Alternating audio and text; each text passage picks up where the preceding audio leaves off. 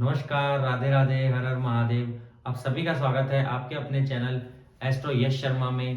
तो आज हम जानेंगे कुंडली में मंगल दोष के बारे में, या मांगलिक कुंडली कब हो जाती है, क्यों मंगल को इतना खराब माना जाता है, या विवाह की दृष्टि से हमेशा मंगल दोष को चेक किया जाता है, क्या इसमें बुरी बात है जो लोगों को परेशान करती है, ये कैसे बनता है और इसके क्या क्या प्रभाव होते हैं। आज इस वीडियो में हम इसकी संपूर्ण विवेचना करेंगे कि ये क्यों बुरा होता है और ये कैसे बनता है। विवाह भाव में ही खासकर इसकी क्या भूमिका रहती है जो इसको इतना नेगेटिव माना जाता है। लास्ट वीडियो में हमने मंगल दोष के बारे में बताया था, लेकिन वो वीडियो बहुत छोटा था। लोगों के काफी मैसेज आए और कई लोगों ने हमसे कहा कि इस पे कंप्लीट एक वीडियो बनाओ, बड़ा वीडियो बनाओ। तो आज हम उसी वीडियो को लेके आपके सामने प्रस्तुत हैं। उस विवेचना को आज हम आपके सामने प्रस्तुत कर रहे हैं। तो आज हम जानेंगे मंगल दोष के बारे में। ये एक जन्म कुंडली, या फिर यूं मानिए कि कुंडली के 12 भाव, एक वर्ग कुंडली आपके समक्ष प्रस्तुत है। इसमें हम देखेंगे मंगल दोष एक्चुअल में होता क्या है। ये जो आपको पत्रिका दिख रही है, ये खाली पत्रिका है, ये केवल एक वर्ग कुंडली है। इसमें 12 भाव हैं। जैसे किसी भी लग्न पत्रिका में 12 भाव होते हैं, ऐसे ही इसमें भी प्रथम भाव यहां से चालू होके 2 3 4 5 6 7 8 9 10 11 12 भावों की ये एक वर्ग कुंडली है। अगर हमारा जो मंगल दोष है उसको हम लग्न पत्रिका पे देखते हैं, तो हमें ये मानना पड़ेगा कि ये लग्न पत्रिका है। ठीक है, ये कोई भी लग्न पत्रिका है, मान लीजिए धनु लग्न की लग्न पत्रिका है। मंगल भाव को समझने के लिए लग्न किसी भी राशि का हो, इससे कोई फर्क नहीं पड़ेगा। ठीक है, अगर ये 9 नंबर है, धनु लग्न है, यहाँ 10 11 12 ऐसे करके ये 12 भाव हो जाएंगे और यहाँ 8 तक चला जाएगा। ठीक है, तो जब मंगल जो ग्रह है, मंगल ग्रह एक क्रूर ग्रह है, क्रुएल्टी वाला प्लेनेट है। इसमें बहुत ज्यादा एनर्जी है, इसीलिए इसको बहुत क्रूल प्लेनेट कहते हैं। बहुत ज्यादा एनर्जी वाला प्लेनेट होने की वजह से ये जहां भी कुंडली में सिचुएटेड होता है, जहां भी बैठेगा, फर्स्ट हाउस से लेकर 12th हाउस तक, यानी कि 12 भावों में ये कहीं भी जब बैठता है तो अपनी एनर्जी उस भाव को दे देता है। और वही एनर्जी अगर किसी अच्छे भाव में बैठी हो, और वही एनर्जी अगर वो किसी अच्छे भाव में लगा देगा तो वो एनर्जी नेगेटिवली काम भी कर सकती है। तो मंगल जहां होता है वहां अपनी नेगेटिव और पॉजिटिव दोनों तरह की एनर्जी वहां पे देता है। लेकिन कुछ भाव कुंडली में ऐसे होते हैं जहां मंगल की एनर्जी हमेशा नेगेटिव ही कंसीडर की जाती है।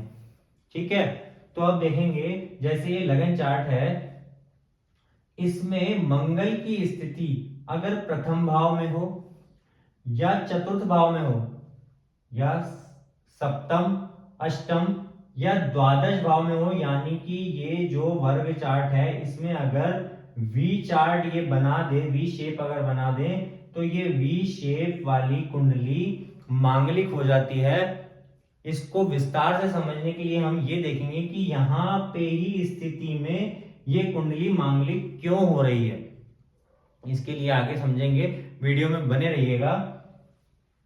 क्योंकि किसी भी लगन पत्रिका में जो सप्तम भाव होता है, 7th हाउस होता है, ये विवाह का भाव होता है, यानी कि मैरिज को इस भाव से देखा जाता है। तो अगर मांगलिक दोष के बारे में हमें पता करना है, जब भी विवाह के समय हम मांगलिक दोष चेक करते हैं, तो हमें ये विवाह का स्थान जो सप्तम भाव है इसको चेक करना होता है। अगर इस विवाह भाव में नेगेटिव प्लैनेट्स बैठे हैं, या फिर मंगल जैसा क्रूर ग्रह बैठा है, तो ये विवाह भाव को प्रभावित कर सकता है।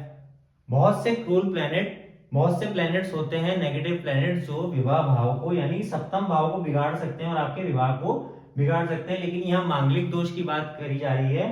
तो अगर विवाह के भाव को मंगल यानी कि प्लेनेट मार्स, मंगल महाराज के द्वारा अगर इम्पैक्ट किया जाए या फिर मंगल द्वारा प्रभावित किया जाए 7th हाउस को, तो कुंडली मांगलिक हो जाती है।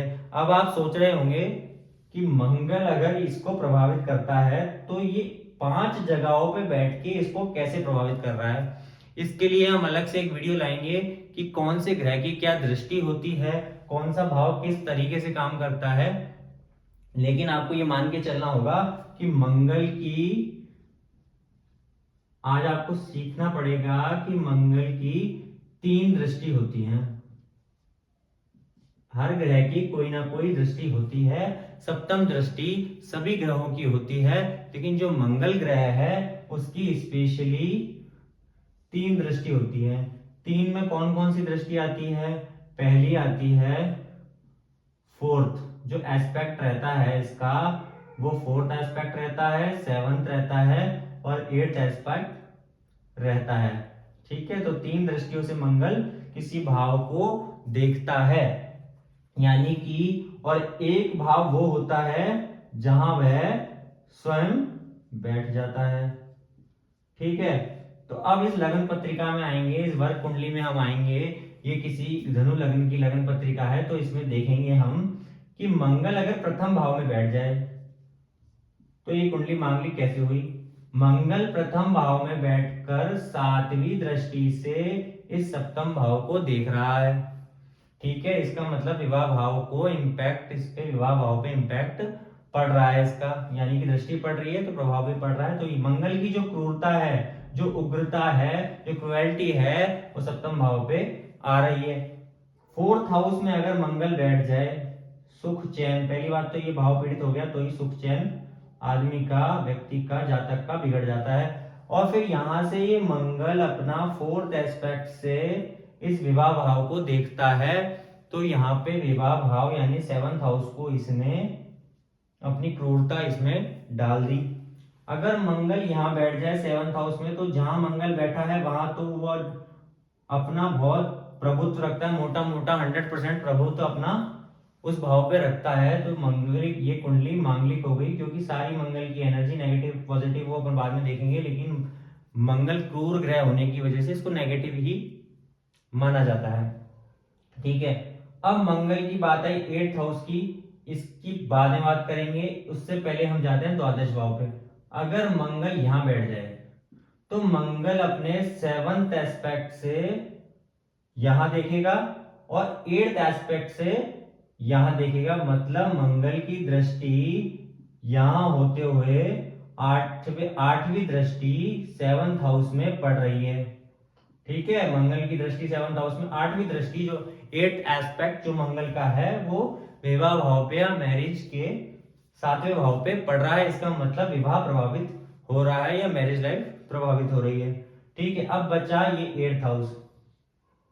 8th हाउस के लिए 8th हाउस में मंगल कैसे इस कुंडली को मांगलिक बना रहा है, क्योंकि अगर मंगल 8th हाउस में बैठ जाएगा तो मंगल इसके पड़ोस का भाव होने के, यानी पड़ोस का बिल्कुल पड़ोसी होने के कारण विवाह भाव के जस्ट बगल में, कर्तरी कहते हैं इसे, कि मंगल अगर इसके जस्ट बगल में प्लेस्ड है तो अपनी एनर्जी अपने पुराने वाले भाव में देगा। हालांकि आगे वाले में देता है, लेकिन अपन विवाह की बात कर रहे हैं, तो हम देखेंगे कि ये जो विवाह का जो भाव है वो क्रूर प्लेनेट के ऑरा में आने की वजह से, या यूं कहें नियरली प्लेस्ड होने की वजह से, मंगल अपनी क्रुएल्टी 7th हाउस में दिखाएगा ही दिखाएगा। और सेकेंडली जो 8th हाउस होता है वो गुप्त भाव होता है, यानी कि हिडन हाउस होता है। ये हिडन हाउस आपके हिडन रिलेशंस का भी होता है, आपके ससुराल पक्ष का भी होता है, और आपके जो छुपे हुए संबंध होते हैं उनका भी होता है, तो उनको भी प्रभावित करता है। इसलिए मंगल का 8वें भाव में होना, और ये गुप्त भाव है, बुरा भाव है, ये त्रिक भावों में से 8th हाउस जो है, या 8वां जो भाव है वो बहुत ही नेगेटिवली माना जाता है इस भाव को। तो मंगल का यहाँ होना भी कुंडली को मांगलिक बनाता है। तो इस तरह से मंगल की इन पांचों भावों में उपस्थिति इस कुंडली को मांगलिक बना देती है।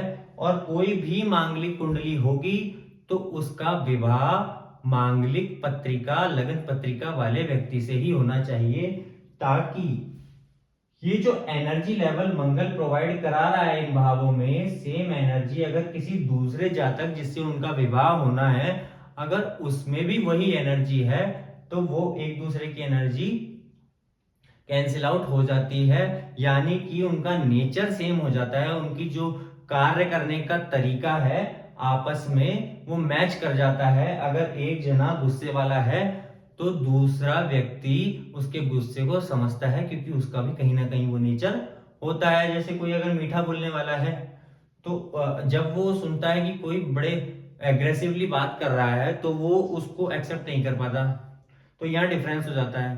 तो मंगल अगर इन भावों में उपस्थित हो और सामने वाले की भी इन्हीं भावों में कहीं मंगल उपस्थित हो तो दोनों कुंडली मांगलिक है और एनर्जी लेवल उनके बराबर हो जाते हैं।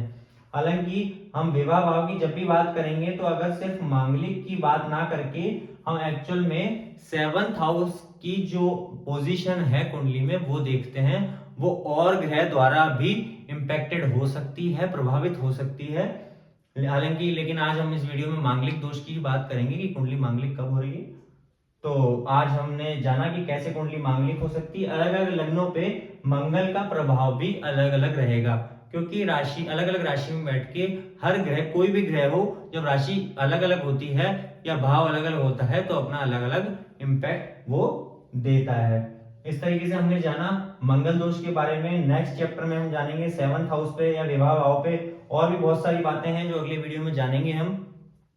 उसके अलावा लग्न पत्रिका कैसे पढ़ें, कैसे देखें, उस पर भी हम एक जल्दी वीडियो लाएंगे।